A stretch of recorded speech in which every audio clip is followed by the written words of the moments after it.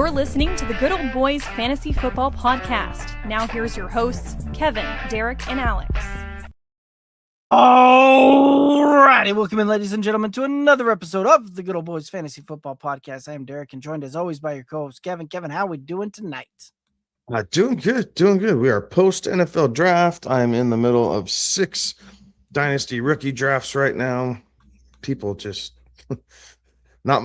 this is not when I would choose to do it, but people are choosing to do it regardless. So we're getting into some of that. The Avs swept the Kings. So I'm happy that they're moving on. The Nuggets actually looked like the Denver Nuggets last night against the T-Wolves. So they're going to continue to fight for game 6 and try and hold off elimination. And then, just a little bit of this, that, and everything. But I'm doing good, man. I really am. So I'm loving this, loving the warmer weather starting to come around. It's definitely feeling like springtime. Some days more like summer than not. But I'm happy that the good times are here. So how you doing?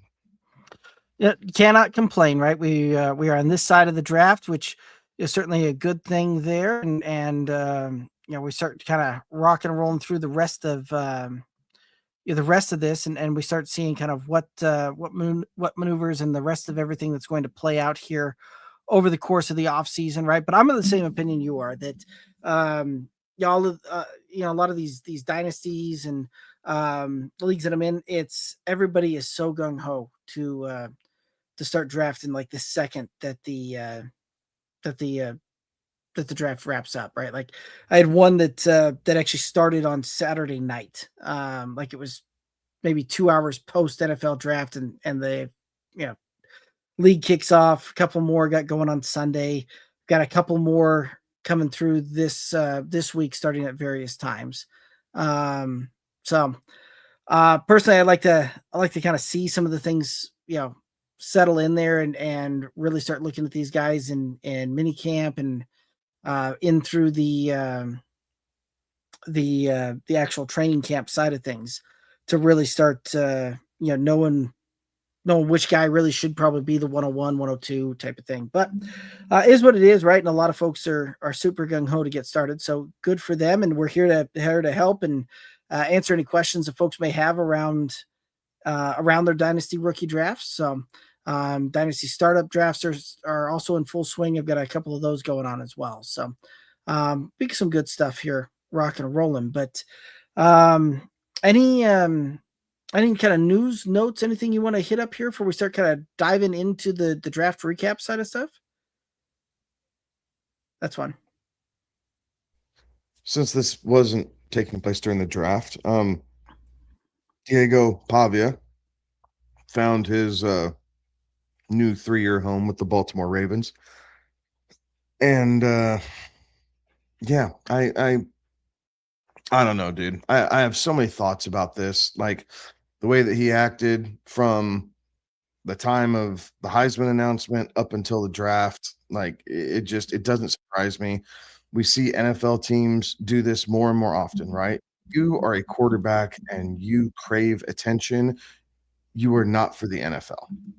Like that is one thing I truly believe all these GMs and coaches can agree on is they do not want a problem at the quarterback position. Personality, you will deal with other positions just fine, but if you were the quarterback and almost the de facto face of the franchise, they don't want your baggage.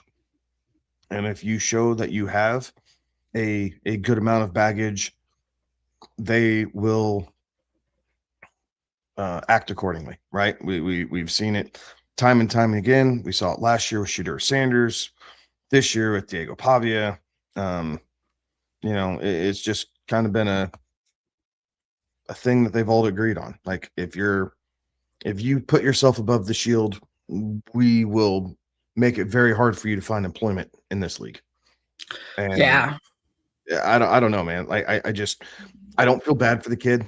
Like I just don't. Like you control your attitude and your effort at all times.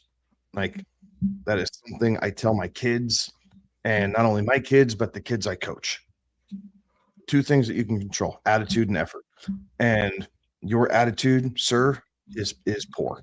It really is. Like, you have the wrong people in your ear, and you make decisions that are highly questionable of, your judgment, your character, the way that you could potentially lead a team.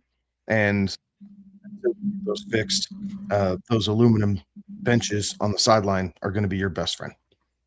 Yeah. Well, it was interesting too, right? Because he did sign a 3-year deal today, but the Ravens went out and signed another undrafted quarterback as well to another 3-year deal as well, right? So it wasn't just him that got signed. Joe Fagano also got signed as a undrafted QB to Baltimore as well, right? So you got a couple of guys that are going to come in a development type of role and fighting for QB3 behind Lamar and Snoop Huntley. So yeah, it'll be interesting to see how that one kind of plays out. But you're right. And this is one of those two that we've also seen this where some of these guys choose to, try and be their own representative, try and do some of that. Like, there's a reason that your agent takes that much, takes that much when they negotiate these contracts and all of that, is because they know who to talk to. They know the right things to say. They know how to position the players they represent in a light that makes them shine and potentially keeps the eyes off of some of these other things kind of going on, right? Like, you put people like that on your team and in your corner, so you don't have to worry about all that stuff, and you can just focus on the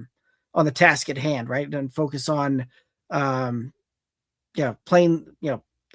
ball well, showing up well in front of these interviews and getting through all of that. And so it is one of those that there's enough cases and enough things out there at this point that you would kind of think that players would understand that, hey, there's a way to kind of go about this that maybe I should look at and do, and maybe a way not to do this. And how often these lessons seem to go by the wayside. Every couple of years, every draft almost, we have somebody that slides tremendously because of XYZ type of thing.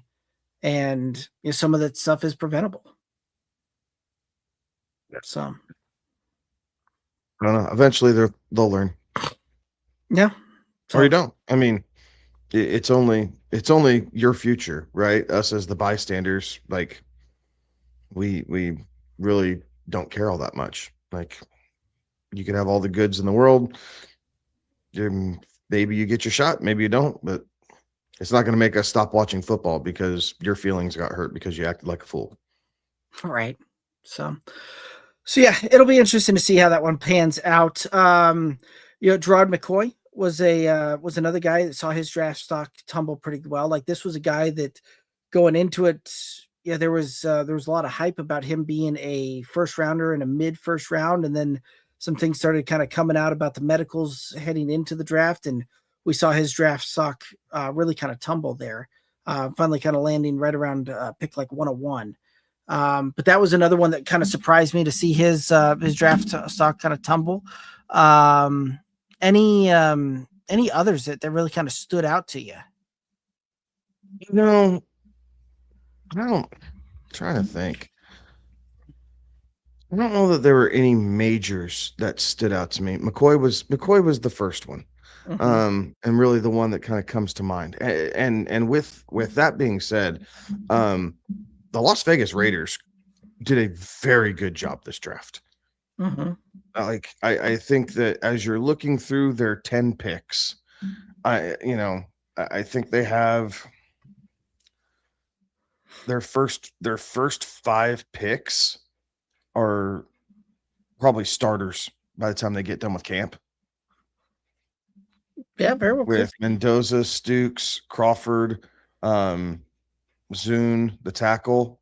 Right. And he might be questionable, right? I think a lot of that might just kind of depend on how he shows up. And then McCoy, I think Crawford will shift over into a guard at this level, right? Because they just signed Linderbaum to a massive deal at center. So I think Zune will end up slotting in as a guard in there. But it wouldn't surprise me to see him be a week 1 starter. Yeah, even even so. And then Mike Washington, okay, backing up. Dalton Johnson out of Arizona. I think he's at least going to compete for that third safety position. So maybe in some nickel dime formats, depending on how the Raiders want to run that, like he's going to be used. And then you'll see kind of how the rest of the guy goes out, right? But really, Vegas did I wasn't like rolling my eyes at any of their draft picks. Like Right. I really just didn't. I was like, okay, I see that. Okay, they're getting better. It's just like by the time you're looking at the whole thing, you're like, dang, like they understood the assignment. Right. Like guys in the trenches, it wasn't highly, sexy outside of Mendoza, but they needed all this. Like they needed youth and some moxie in some of these positions. And you can tell they were focusing on their secondary. They drafted 3 cornerbacks and a safety. Right. Like they absolutely understood that they have to stop the pass. And in a division where you have Justin Herbert and Patrick Mahomes, at times Bo Nix, I'm not necessarily going to say he's as good of a thrower of the football as those two guys, but at times, because it's Sean Payton's offense, Bo Nix, like you're in a division, you have to be able to stop the pass. And you have to get off the field on 3rd and medium or 3rd and long when you know the other team's going to throw the football. And for one team in general, I thought they did a very good job. I thought the Cleveland Browns had a pretty stinking good draft, like for all the hell that they catch at times. So, Right. I know going back-to-back receivers didn't necessarily light the world on fire for a lot of people, but I don't know, man. I mean, they got their tackle, they got Concepcion and Denzel Boston. Both those guys were Casey Concepcion went in the first round. Boston, a lot of people were projected in the first round, and they're different enough. They're vastly different players. Like, yeah. Right. Like, so you can play both of them. And who do you have to beat out? Like you're going up Jerry Judy's your steepest competition.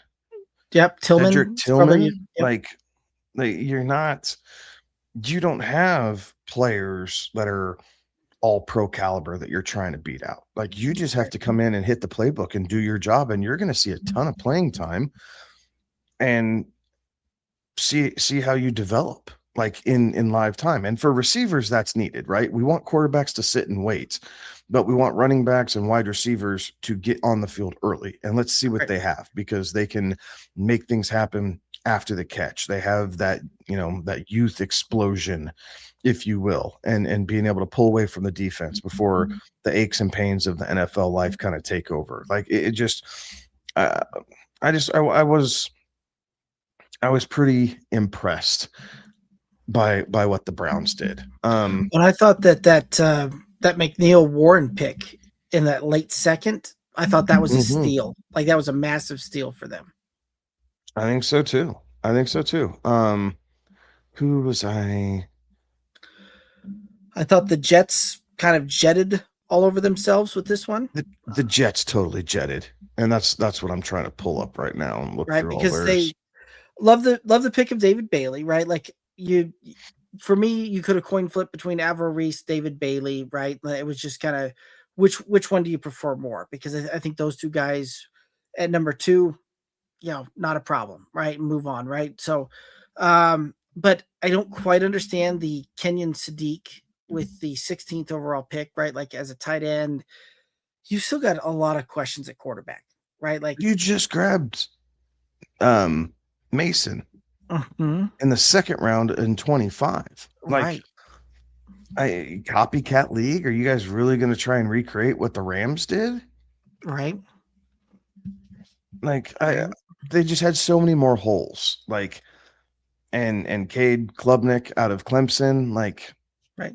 Well, then to also trade back up into the first round again to take Omar Cooper, right? Like, I don't understand this. We're going to focus in on offensive weapons, but I don't know. Are we really thinking that Geno Smith has got any juice left on this one, right? Like what we saw last year in Vegas would lead me to think that he doesn't.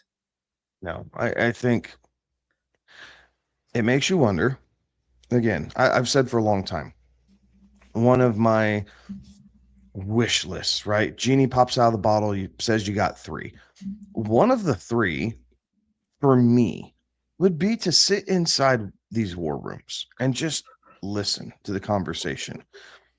Because I agree. From the outsider's perspective, my outsider perspective, most specifically, is they know that Geno Smith isn't going to get him there. He's a bridge quarterback. So if we can surround the talent and get the talent like breakout ready and then insert said quarterback in 2027 and say, hey, here's the keys to the kingdom. You already have all these weapons around you. Like, go make something happen. Maybe, but it's a hell of a division to try and do that in. Right. With Josh Allen and Drake May. I know the Dolphins are kind of the Dolphins, but I mean, it's a clear division of the 2 haves and the 2 have-nots. Right. And the Dolphins, at least the Dolphins, I feel like they went through and said, yeah, all right, what we have here, this isn't going to work. It's blow it up and just try and re-go, right? Like at least if you're a Dolphins fan, you feel like the team is doing something to try and move in that direction. But I thought the Dolphins had a pretty solid draft class as well, right? Like, I like the Caden Proctor move, right? Like big offensive lineman, right? Start building in the trenches. They Chris Johnson, I didn't see him as a first round talent, but yeah, they obviously saw something that the guys that get paid a whole lot of money to make these choices obviously saw something that I didn't. I also like the fact that they went out and got like a Jacob Rodriguez in the second round, right? Like I think that's a guy that can help you transform your defense a little bit, right? And you add him in with the breakout season we just saw from Jordan Brooks on the lines as a linebacker. Like that's starting to get a pretty crazy little core there, right? Like you can start seeing them do some, get the pieces and can they bring it all together now? But yeah, the Jets, I that one just didn't make much sense to me. No, I mean, you can tell they knew they were gutted, right? They fully understood that they were gutted. And, they went out and got 3 wide receivers. So at least they have people to throw the ball to now. And 3 linebackers to go along with a cornerback and a safety. Like, again, the 12 picks, you're allowed to throw a lot of darts. Right. I think Miami at least feels they came out better. Now, I am not convinced that this Miami Dolphins team is going to win more than 2 games. I'm just not. We'll see what the schedule looks like when it comes out. But they are better now than what they were a week ago at this point before the draft. Yeah, I would agree with that. The Rams, that was one that I'm not quite sure what the thought process was there, but good for them for taking their guy. Like that's obviously they took their guy kind of thing. You got the 13th pick and you've got some holes on the offensive line to fill. Potentially go out and get another receiver for Stafford and see what you can do on trying to load up on some premium talent to see if you can't win one. And you get the heir apparent with the 13th pick to come in and fight for the QB2 spot with the for that one. So it kind of is what it is, right? Like if that's your guy and you really think that he's going to develop into that, I don't see it. I don't know that this is a franchise and a coaching staff that looked out and went, okay, Jared Goff isn't our guy. We can't get to the next level. We can't go out and win a championship with Jared Goff after we just signed him to a massive contract.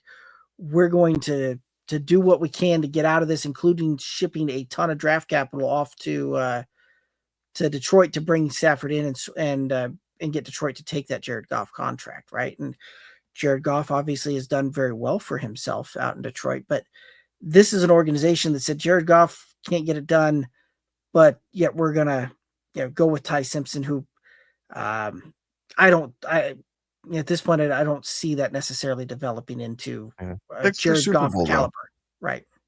Yeah, you're not wrong, but they got their Super Bowl, right? So I don't know. And when a team only has 5 picks, maybe the board looks a little different. I thought the pick that the Rams took that really kind of screwed the pooch for the Broncos, though, was them taking Max Clare out of Ohio State. I really thought that's who the Broncos were looking at pick 62. And because it almost was immediate. The Rams made that pick, and then instantly the Broncos, okay, we're trading. Like Right. it's like they were on the phone. Who was it? Buffalo, right? They were on the phone with Buffalo or whoever that was, Right. and they said, "All right, we got our eye on one guy. But if he's gone, we'll trade this. We'll give you this pick." And as soon as his name was announced, it's like the Broncos went, "Well, crap." Like, all right, now we're going to slide back 4 picks or whatever it was. Wasn't a bunch, but right, they slid back 4 picks. Let's give us some time to think and digest and kind of go from there. And that's all fine, well and good. But I am convinced that that's who the Broncos wanted at 62. It didn't happen, so they slid back down to 66, whatever pick they had there. Right.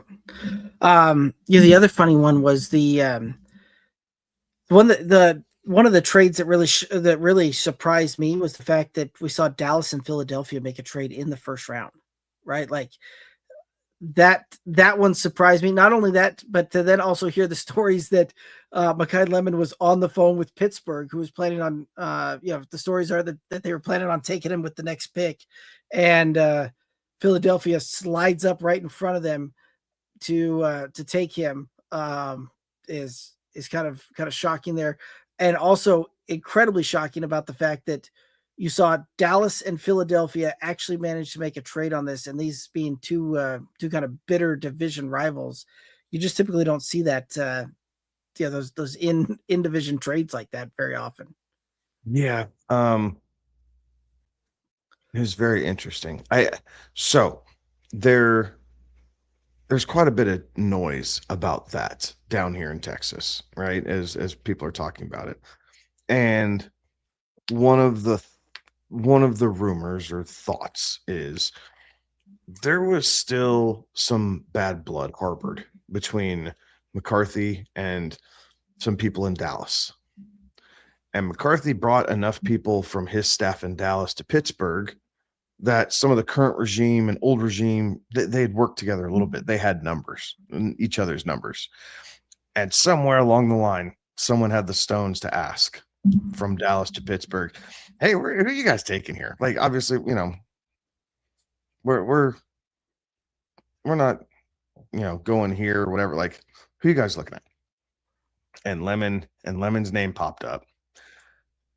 And so then Philly happened to call. Right. Hey, your friends across on the other side of the state are looking at a receiver here. Don't know if you have any interest, but we'll swap with you if you throw in whatever it is, third or whatever the hell it was. And Howie ain't going to turn that down, right? No. I mean, Philly does a good job of managing that. Now, I think Mekhi Lemon has his own baggage, right?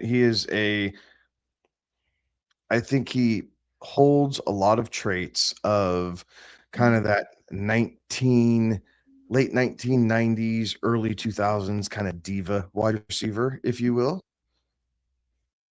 Well, they're getting rid of AJ Brown because he was kind of a diva and they didn't want to, that had run its course. So now we're going to bring another one in. I don't know. And say what you will, but the Eagles got their guy. Okay, great. We're going to see how Lemon shakes out, but I don't think Mekhi Lemon is going to be as quiet for as long as AJ Brown was with not seeing the football for a couple week stretches. Like, right. I think he's going to get really frustrated very quickly when he realizes that it is the Devonta Smith show in Philly now. It is not going to be the Mekhi Lemon show. Right. No, I would agree with that. The other thing too that kind of was interesting was Kansas City moving up to take Mansour Delane at you're going from 9 to 6 and giving that up, right? That also kind of feeds right back into Cleveland and kind of doing doing some good things there, right? Like that was one that, a lot of times when we were looking at mocking that we had, one of the big needs they had was an offensive lineman. There was going to be an offensive lineman at 6 and at 9 that I think they felt comfortable with. It would have been interesting to see though, because I really do think that Mansour Delane may have been there still at 9 for Kansas City. There's some rumblings that Washington might have taken him, some rumblings that the Saints might have taken him, but I didn't necessarily see that one happening. So I was a little surprised to see Kansas City move up to go get that, because I think that I think Washington got the guy they really wanted with Sonny Styles, and and I think the Saints kind of got the guy that they were wanting with Tyson Jordan there as well. Yeah, it's so rare for Kansas City to be that high in the draft. And cornerback was their clear, right, to let everybody leave in the obvious. Yeah, they let everybody leave, right? The last couple off seasons. So it was their clear and obvious pain point. Why not use it? Why not use it? Make sure we get the guy that we think is going to be the best fit for our defense. Okay, we're going to move up 3 spots, give up a little bit. That's fine. But here's our guy. And I'm okay. Again, they got exactly who they wanted. So they're happy, and they'll be able to bring him in with confidence and let Spags start working on him and see if he turns into the next really good Kansas City cornerback that they decide not to pay and let him leave town. Right. Another one that kind of left me scratching my head was Arizona, right? There's no wonder in my mind anymore why Arizona is perpetually getting to pick in the kind of the top part of the draft, and perpetually seems to just kind of be that team that can't quite put it all together, right? This is one that there's a few positions that you probably didn't need going into this draft. Running back was one of them, and running back, right? Running back's not the premium position that it certainly was in the 90s and the early 2000s, and certainly far more before the 90s, right? This is a position that there's a reason we typically only see 1, maybe 2 running backs go in the first round of drafts anymore. And we've seen a few kind of sneak up there and go in the in the top 10 over the last couple of years, right? But I don't know that Jeremiah Love was the answer there, right? This is a team that has James Conner coming back, Trey Benson still on the roster, right? Coming back, at Tyler Algier, you brought in and signed him as a free agent, and now you go out and spend the 3rd overall pick in that to an offensive line that had one of the worst running offenses in the league last year, and you still don't have an answer at quarterback to try and take anything off of that that run game to try and help that along there, right? Anybody can talk all day long about how Brissett managed to stay on schedule and all that. They lost a ton of games, and it didn't look that great even with him back there, right? So that one boggled my mind. Yeah, Brissett for fantasy purposes was great for garbage time. Mm-hmm. Right? They just let him air it out 45 times a game, and it created fantasy points. I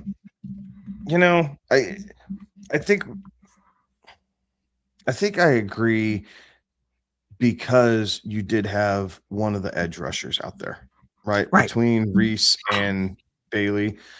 I think that's what makes it the biggest head scratcher for me personally. But realistically, I would have been scratching my head if Tennessee would have actually taken him also. Right. For the same reason. They had enough holes. Now he had to go somewhere. His metrics, his numbers, looks like he's one of the more complete 3-down backs that we've seen come out here recently. Time will tell. But a lot of holes to fill. I don't know that running back was necessarily the best fit for their team, but I do think that he was probably the best. He was probably the highest rated player on their board. I will buy that. And they just went, you know what? BPA. He's the highest rated guy we have on our board. Yes, we could use this edge rusher, but the draft being more defensive heavy, right, we can find other pieces possibly later on to kind of fill that gap. There's not that many running backs, and they kind of drop off a cliff after this guy, as far as the Cardinals probably had him ranked. So you take it and you see how it goes. And really, I think Trey Sermon is going to be a camp casualty. I do not think he stays on this roster through the 52-man cut down.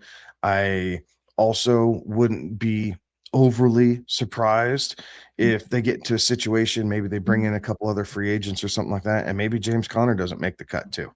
Yeah. Just with the injury history and whatnot, and you're just going to run it with Algier and Jeremiah Love, at least as far as the 1A and 1B, however, that looks at the time, and call it good. And they're going to take their cap space and spend it on another free agent out here, maybe for pass pressure or maybe for some line help or whatever else is floating around with their needs. So I don't love it. I think we can talk ourselves in or out of a lot of these picks, but this is the situation that they're in. Right. So, Yeah. Sorry. Do you have anything else about the Cardinals? Because No, I was going gonna. team here. Well, I was going to say the thing that kind of surprised me is that they didn't, and maybe they did try to shop that around, and there just wasn't any big takers. But with what was still out there, I have a hard time believing that there wasn't a team willing to buy the third pick there. So, which that would have made more sense, right? Move back a couple of spots, acquire some more capital, and really try and bring this thing home, because you've got so many positions of need there that just running back just doesn't get the job done in my mind. Absolutely. All right, I'll quit kicking the dead horse on that one. No, you're good. A team that I thought did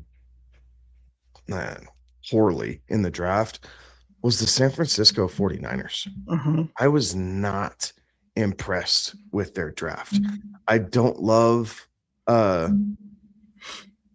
Dijon Streebling as the top pick in the second round. Like, I think he could have been there later in the second or even the third. Like, I don't understand why you're trading up to get that. So I think that one's a head scratcher. I think Keelan didn't they trade back out of the first round to get that number two, that second that 201 pick? Oh yes, sorry. Because yes. the Jets, I think, went up to go get Omar Cooper in the first round, and the Niners said, nope, we'll fall back. Yes, which I'd rather have Cooper than Street. Like, they got holes in. They got holes and the guy just doesn't separate. Like, so I don't know. I didn't love that one. Keelan Black out of Indiana, I didn't love that pick either. The running back that they got, like, the Niners have not shown that they draft that position very well here recently. Carter Willis out of Washington, maybe, but I guess you got to put a tackle in there because of the Trent Williams ongoing saga and to kind of see what that is. I just was not blown away by this team. Like, I felt like they rested on their laurels a little bit as opposed to going and like actually making their team better. Yeah. I really like their move in the fourth round with Grayson Halton. I think that was something that can kind of bolster the lineup. But again, right, like, that's it, when you're talking fourth round, like, whoopee type of thing. Those are guys you're taking a shot on and kind of hoping that they can fill into a into a player that can be impactful, not necessarily that you're thinking is going to be a week one starter or even a year one starter type of thing. But these are guys that you're looking at, bringing in, developing, and hopefully can be an impactful player down the road for you. So, and it did kind of seem like they had a lot of kind of just developmental type of players all across that board there. So yeah, that was very interesting.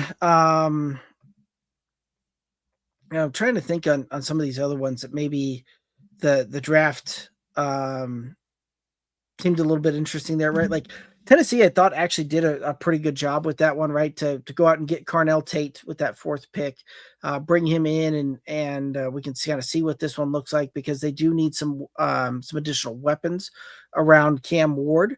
I did like the fact that they came back up into the first round, took Keldrick Falk, the edge rusher out of Auburn. I thought that was a really good move.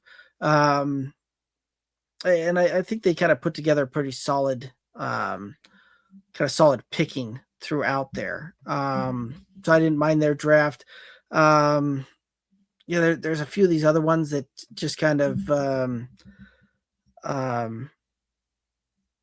they had kind of ho-hum, right? Like Seattle, I don't mind the Jadarian Price move with that 32nd pick. One of those I think they would have rather probably gone somewhere else, but I don't mind that, because that is a big need for them. And this is a guy that can step in and potentially kind of play that 1A, 1B with Charbonnet when Charbonnet's healthy. But I have seen some kind of crazy things out there that people are shooting Jadarian Price, kind of draft capital in these rookie mocks and in these rookie drafts kind of through the roof. And I tell folks pump the brakes on that one a little bit, right? Like, this is not one of those that we're going to see him be a bona fide RB1 on this one. This is going to be a guy that's going to be splitting time in the backfield, right? Like, just remember how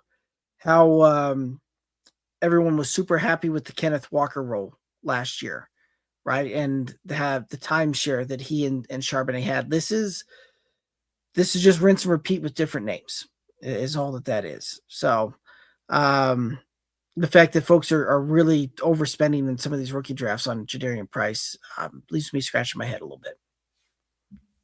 So yeah, I couldn't agree with that more. Again, it's like everyone forgets so quickly how painful the Seattle backfield was in 2025. And while it works for the NFL team, that does not translate over to fantasy always. He just went in one of my rookie drafts. He just went at the 105, and I just laughed. Like, I saw him go at the 103 earlier. Oh today. My gracious. There's no thank you. Right. No thank you. Nope. So yeah, there are a few of those that just kind of gives me the CEH type of vibes there a little bit, right? Like, this is one of those that folks see the landing spot and go, ooh, and they jump it up there, right? Like, maybe a talented guy, may have, traditionally that may be a pretty good landing spot there, but I don't see that production for fantasy to be taking him at the 103. So who knows? They might have been a big Notre Dame fan, whatever, right? But like, I don't see that one. So we'll see how that plays out, and as we start getting into camp, kind of how that looks a little bit more so. But yeah. What other thoughts we got here? I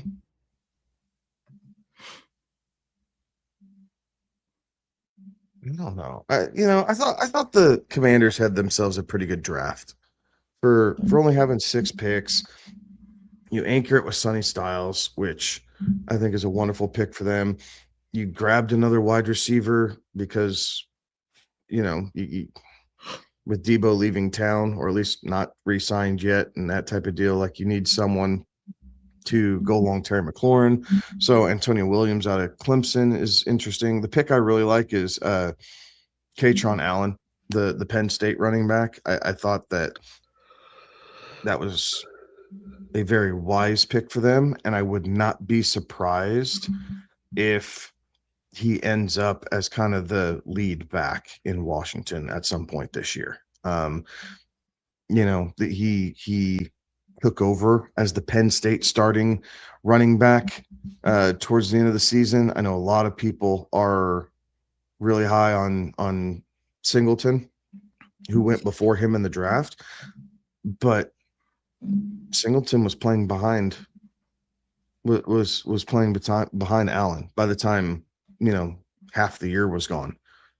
and it was Allen carrying the bell cow rolls for Penn State. So I think he's going to continue that short yardage guy for sure. So that leads to touchdowns, maybe not the pass catcher, but he does catch the ball.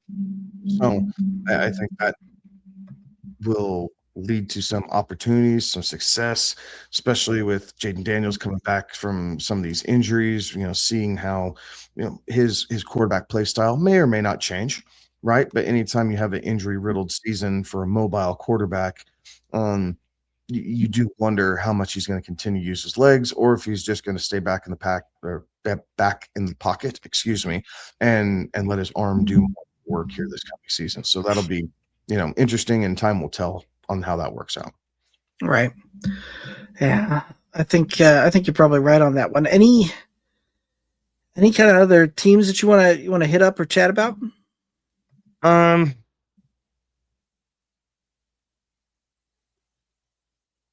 No, not really. I mean, Tampa Bay getting Ruben Bain was great. I think Ted Hurst is an interesting pick as far as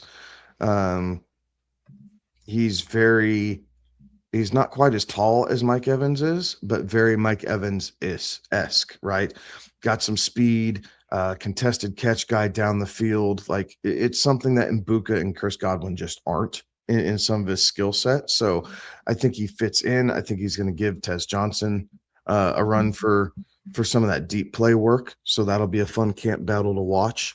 And if nothing else, he's going to be a pretty solid fourth receiver for a team that's had injuries in this position here the last couple of years. They just can't quite seem to have enough of them. So another wide receiver for Baker to throw to is never a bad thing to keep that Tampa Bay offense moving along. The Denver Broncos was blah. Right. The Indianapolis Colts was pretty blah. I didn't love theirs. Let's see, the Steelers. I thought the Pittsburgh Steelers were very blah for how they operate. Now, again, first draft, Mike McCarthy instead of Mike Tomlin. So that was interesting. Now, they helped themselves. They got themselves a tackle. They need some help on the offensive line. Jeremy Bernard, the wide receiver out of Alabama. Yes, they needed someone to kind of be a little bit different, the speedster, if you will, the slot guy, if you will, that's not DK or Michael Pittman. So I think he's going to see something. Drew Aller was super interesting, because Aller has never kind of lived up to that 5-star coming out of high school and into Penn State. He's just a guy who, he beat the teams that he should and didn't beat the teams that were better. Like he always struggled against Ohio State. They always seem to struggle in bowl games. His play is a large reason James Franklin got fired in the middle of the season this past year. So I know that they have to have a quarterback on the roster and someone to kind of compete for the job, or a camp arm or whatever. But for them to put third round pick, 76 on Drew Aller, I thought that was a little rich. I thought that was probably a round or two too early. But when it's all said and done with, if he was your guy and he's one that you liked and you wanted to keep the hometown kid in Pennsylvania, okay, fine. I guess it's a nice story to sell the fans and try and buy yourself a little bit of time. But I'm definitely interested to see what Mike McCarthy wants to get out of him, because Penn State was not able to do it. Right. It'll be interesting to see what that one looks like for sure. Oh, sorry. One more thing. Yeah. The pick that I really liked that Pittsburgh had was their 7th round pick. Eli Hydrenirich, the Navy running back. I think this kid this is where the military, I shouldn't say this is one of the areas that the military and their work ethic and their commitment to success and all the things that they teach you through these academy schools and all the things that the military offers pays dividends for these NFL teams, because they know this kid ain't going to be a problem. And for a 7th round pick, he is going to come in and work and grind and make life really difficult for the coaches and how they're going to put him in the pecking order. And I'm not saying he's going to take over for Jaylen Warren, but I am saying I think you can see him be kind of that second option behind Jaylen Warren pretty quickly in Pittsburgh, just because all Navy did was run the ball. And this kid knows how to block. This kid knows how to run a whole slew of different running concepts, because that's what Navy did. And he's going to be, one of those hard hat and lunch pail guys, and he's just going to want to get to work. Yeah, I can see that. The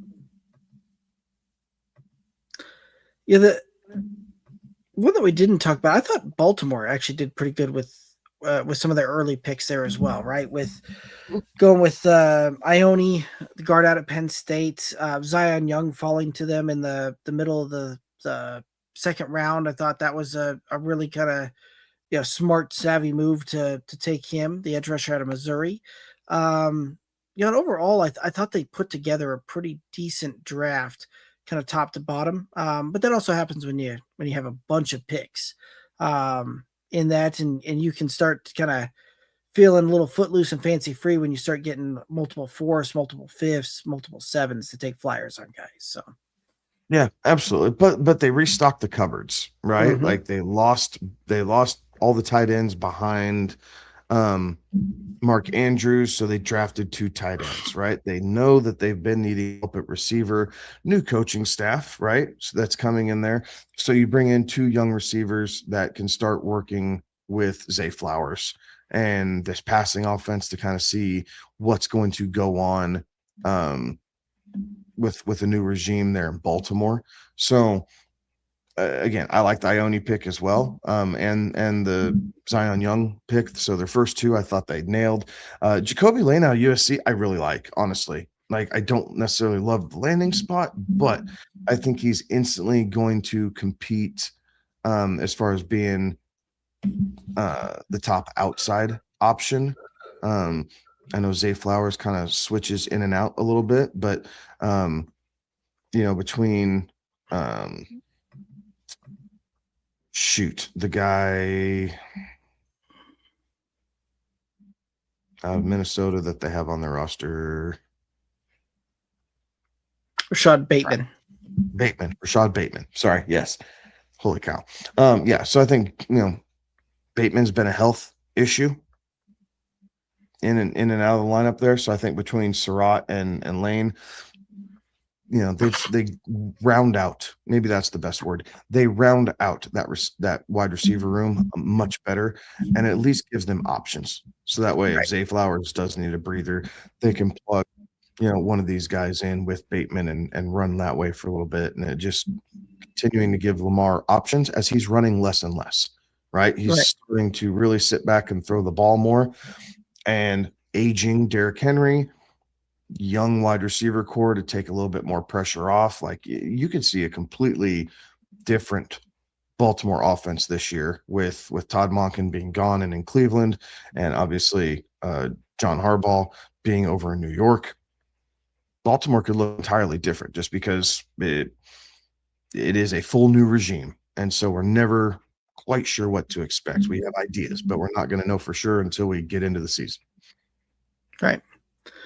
Yeah, no, I think just kind of some of that. There's a whole lot of teams that did really well. Some teams that left a little bit to be desired, and we'll see how all of this kind of shakes out here as we start getting into rookie mini camps and further into training camp.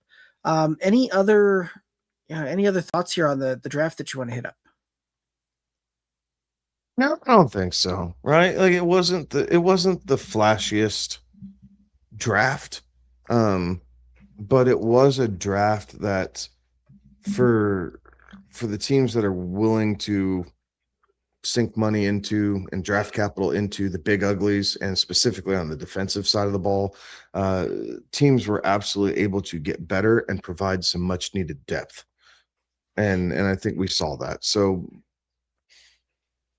at least on paper. More good grades than not on paper, but we'll see how these players truly develop and what this means, 3-4 years from now when it comes time for their first contract negotiation. How many of these guys are sticking around, or how many of these guys are going to have to kind of figure it out on their second or third team by the time everything kind of clicks for them.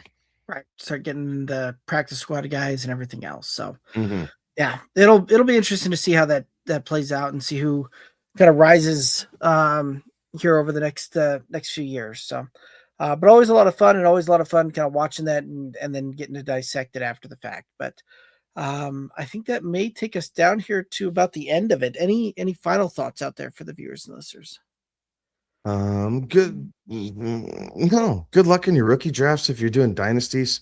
Obviously, we got a long way to go, and a fair amount of time to get there. So, we're going to continue to break this down, kind of see how things look as these players get into rookie mini camp. We'll have the schedule release here in a couple weeks, so that'll give us some information and kind of some keys to how this will work out for some of these teams as far as the home road splits and what those schedules look like. And then before you know it, we're going to be looking at OTAs and then mini camp and then training camp OTAs. And then how does that work?